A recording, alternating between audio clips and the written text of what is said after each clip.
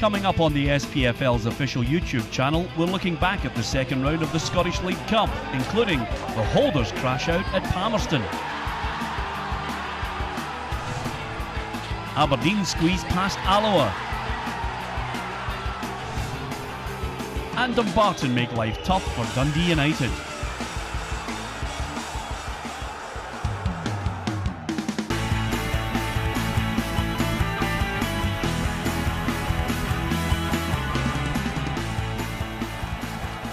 We begin in Dumfries, where Championship side Queen of the South knocked out League Cup holders St Mirren. After a goalless 90 minutes, the game came alive in extra time. Just minutes after the restart, Michael Payton tripped Stephen Thompson in the area, and Craig Charlson had no option but to award the penalty. The referee perfectly placed to make the award, and St Mirren were presented with a great opportunity to take the lead. Paul McGowan's spot kick saved by Callum Antell. 2 minutes later, St Mirren managed to get the ball in the net, and it was veteran striker Stephen Thompson who nodded in Gary Harkin's cross. A delightful cross from the right-hand side, and the former Scotland striker managed to outjump his marker. With half-time and extra time fast approaching, the hosts needed something special to get themselves back in the match, and that's exactly what they got from Stephen McKenna. His powerful drive from the edge of the area looked destined for the back of the net the moment it left his boot, and it swerved beyond David Cornell. Callum Antell saved his side with the earlier penalty save, and he played a big part in the winning goal 5 minutes from time. His long clearance misjudged by Saints skipper Jim Goodwin, and that let in Michael Payton, who made it 2-1. Goodwin's header fell into the path of the former Aberdeen striker, and he caught out the stranded keeper Cornell. After beating Hearts to win the League Cup in March, St Mirren's defence of the trophy ended at the first hurdle.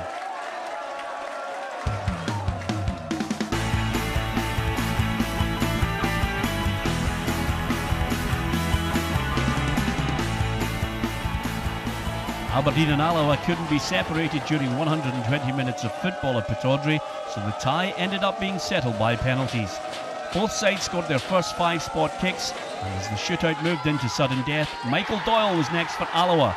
His effort well saved by Don's keeper Jamie Langfield to give the host the advantage. Strong hands from the keeper. Mark Reynolds was the man with a chance to put Aberdeen through to the next round.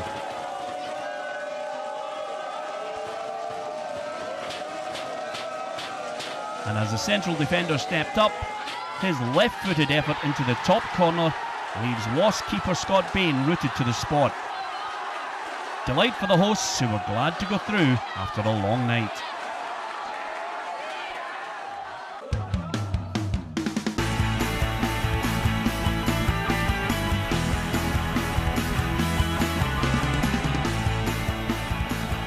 Raith Rovers versus Hearts was also decided on penalties. There wasn't much between the sides on the night, but it was the Fife outfit who went ahead 5 minutes into the second half, and it was former Hearts striker Callum Elliott who opened up the visitors' defence with a mazy run into the area. Mark Ridgers made a solid stop from Gordon Smith, but eventually Liam Fox scored after an almighty scramble. Hearts throwing everyone in front of the ball, but Fox found a gap. Gary Locke's men came back at the host though, and just over 10 minutes later they'd earned themselves a penalty. Jason Thompson's rash challenge on Billy King inside the area was only ever going to have one outcome: a clear penalty for referee Brian Colvin. Jamie Hamill looked like the calmest man on the ground when he stepped up and sent the ball past David McGurn. A fine finish with the keeper going the wrong way. The match ended 1-1 after 90 minutes, and there were no more goals in extra time. Brad Mackay eventually put Hearts through 5-4 on penalties after Ross Callaghan had missed for Raith.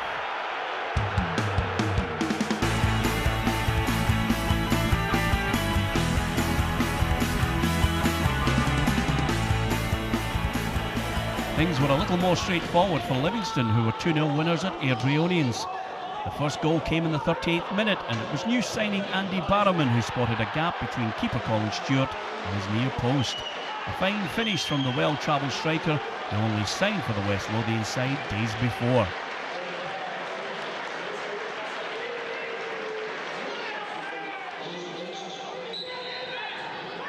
Livingston's second goal midway through the second half helped to ease their progress into the third round. It was Kyle Wilkie who claimed it.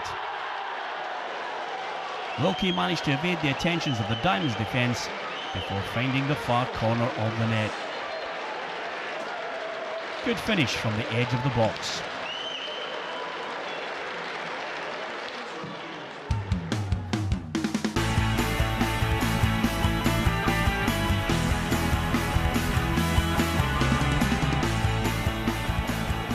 Dundee had to come from behind to eventually see off Forfar in extra time. Dick Campbell's men were awarded a penalty just before half-time. Referee Barry Cook spotted one of the Dundee defenders climbing inside the area. Declan Gallagher was given a yellow card for his part in the incident. Kyle Letheran guessed right for Ian Campbell's penalty, but he couldn't keep it out of the net. After knocking out Rangers in the first round, Forfar were on target for another shock. John Brown must have had a few stern words for his side at half-time, because Dundee meant business at the start of the second half. 6 minutes after the interval, Jim McAllister's low drive levelled the match. He managed to find a yard of space on the edge of the area and fired the ball past Darren Hill. The game went into extra time, and it was with practically the last kick of the ball that Peter MacDonald won the tie for the Dens Park men. A stunning free kick in injury time in extra time from the former Morton striker to secure a late win for Dundee.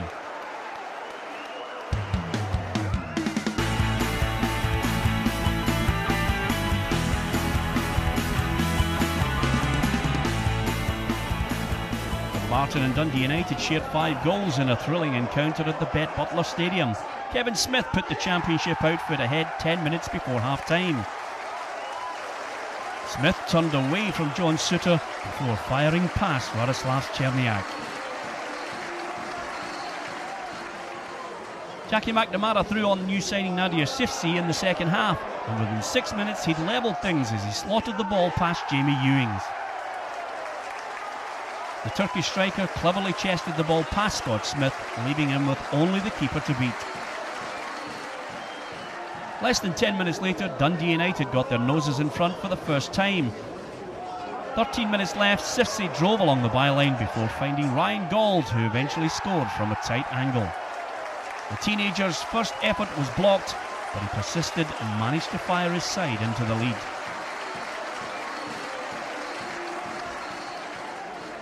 Ian Murray certainly has a Dumbarton side full of character and resolve, and that was evident when they equalised 3 minutes from time. The goal, a stunner from Mitch Megginson, expertly curled beyond Cherniak and into the far corner. The former Aberdeen youngster spotted a gap, and his finish was perfectly measured. There was still time for more late drama in this match. Chris Erskine was allowed to move towards the Dumbarton box, and he picked out Nadir Sifsi, who claimed his second goal of the game. The striker just managed to stay onside, and his late goal won the match, just as it looked as if it was going to head to extra time.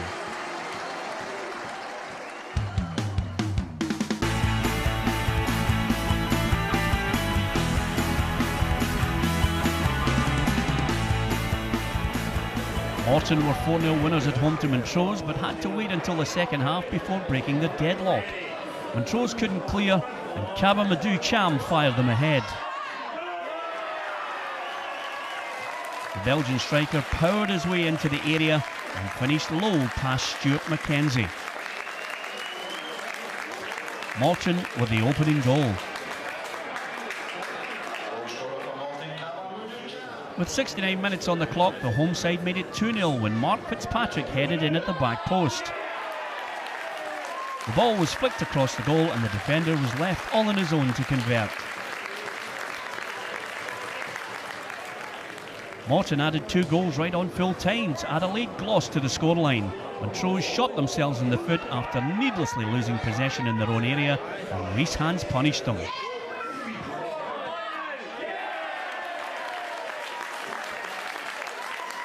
Plenty of men in blue and white in the Montrose area, and eventually they won the ball back before making it 3-0 for the home side.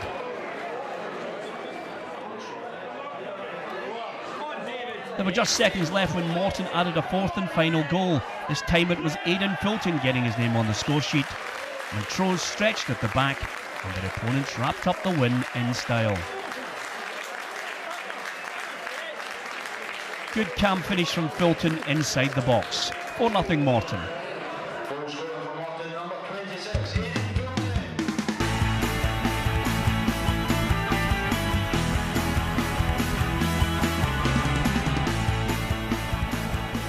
Cowdenbeath should have taken a second half lead against Partick Thistle at Firhill. They were awarded a penalty when Aaron Muirhead's trip on Kenny Adamson was spotted by the referee.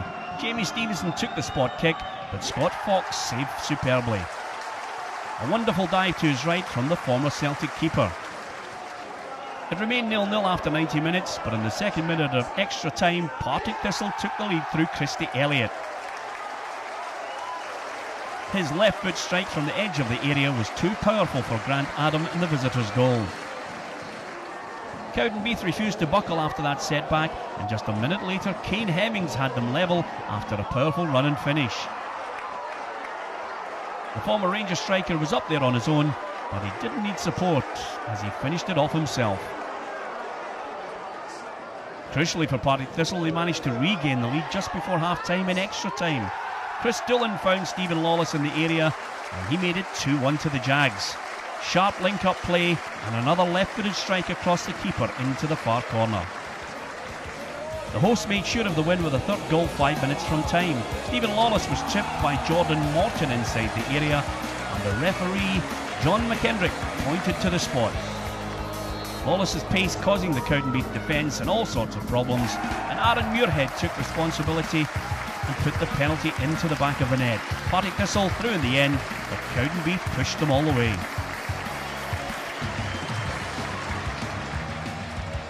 The matches in the third round of the Scottish League Cup will be played on Tuesday 24th or Wednesday 25th of September.